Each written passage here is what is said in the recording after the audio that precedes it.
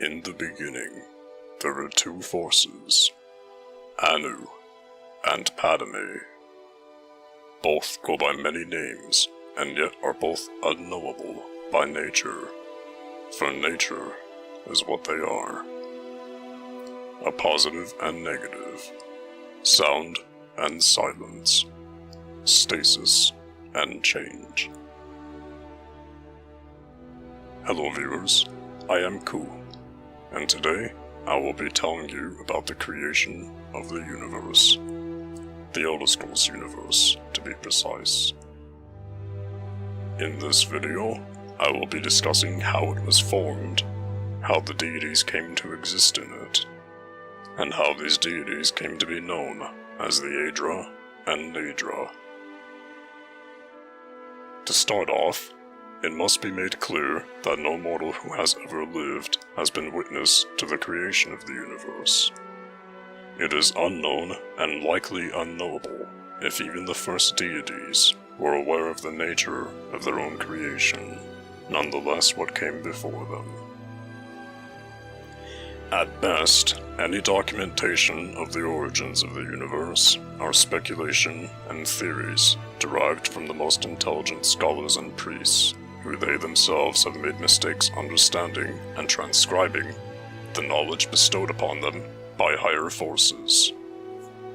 At worst, much of this knowledge is rumor, superstition, and incoherent nonsense derived from madmen and hastily scribbled onto tattered parchment. From all that we can discern, the universe of the Elder Scrolls is governed by two infallible forces, Anu, or stasis, and Padme, or change. Let it be known, however, that stasis and change are but two instances of the innumerable concepts that Anu and Padme represent. These two forces, existing by themselves, eventually interacted in some way. The result that would follow this interaction would be the Aedra, also called the original spirits. The specifics of what occurred during this interaction are not known, and it varies depending on who you ask. Some believe that Anu and Padme fought each other in battle, and the blood which spewed forth from both was what became the Aedra. The Khajiit of elsewhere believe that Anu and Padme, or Anur and Fadamai in their native tongue, loved each other deeply, and decided to have many children to share their happiness, and that these children were the Aedra. The obvious contrast between both ideas is something fairly interesting. It shows that there are conflicts and contradictions between the varying origin myths, depending on where you go and who you ask, as the people of Nirn believe in different things, and tell stories in different ways. Now, to those more familiar with the lore, you've probably noticed that up until now, I've neglected mentioning the existence of perhaps the two most primordial of all deities, Anuriel and Sithis.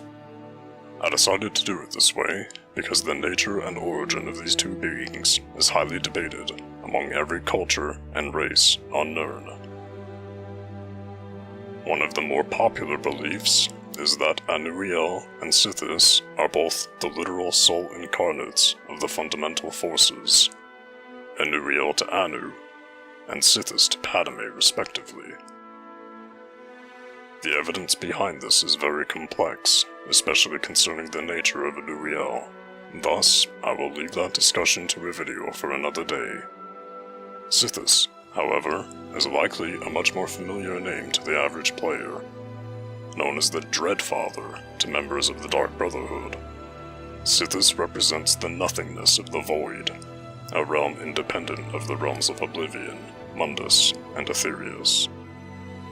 All of these realms also make up an interesting topic on their own, which I will save for a future video. Now that you know a little bit about Sithis and Anuriel, I can finally tell you about the rest of the gods in the Elder Scrolls universe. Before the creation of Mundus, these gods were known as the Aedra. The Aedra would later go on to become classified as three different things: the Aedra, the Daedra, and the Earthbones. At some point after the creation of the universe, and the birth of the Aedra, one of the Aedra, Lorcan, sought to create a new realm. After a long time, and with the aid of other Aedra, Lorcan was successful, and the new realm which they would create is what we now refer to as Mundus. Mundus is the realm which was created to house the planet of Nirn. Nirn is the planet upon which every Elder Scrolls game takes place, and is home to the continents of Tamriel, Admora, Yandanea, and Akavir, along with smaller islands and archipelagos. Lorcan did not survive this process of creation, however. The other Aedra who did end up helping Lorcan would be referred to as the Aedra. Those who did not aid Lorcan would be referred to as the Daedra. Aedra and Daedra are Elvish words. Aedra meaning our ancestors, and Daedra meaning not our ancestors. During the creation of Mundus, the Aedra had given up a significant amount of their power, and became the many moons which orbit around Nirn. Some of the Aedra gave themselves to Mundus entirely, and became the Elnefe, or Earthbones, who I previously mentioned. Having lost their divinity, they resorted to conventional reproduction. The elves believe that they are the descendants of the Earthbones, which would make the Aedra their distant ancestors. But why, you ask, did the Aedra end up losing their power during the creation of Mundus? Well, originally, they didn't know they would. Many claim that Lorcan had more sinister intentions when he requested the assistance of the other Aedra. He is called the Trickster God by the elves, who believe he fooled the other Aedra into this project without their prior consent or knowledge of what they would have to sacrifice to see it to completion. Other accounts hold that Lorcan convinced them to give up their power willingly, and that they did indeed know it would require them to sacrifice much of themselves. Interestingly, the book titled A Children's Anurad tells a different story entirely, involving only 3 deities: Anu, Padme, and a third named Nir. It is said that the interplay between the light and darkness of Anu and Padme was what created Nir, but that Nir loved only Anu. She then became pregnant and gave birth to the 12 worlds of creation. This is yet another contradictory origin story of the universe as a whole, going further as to claim that the gods were created after Nirn.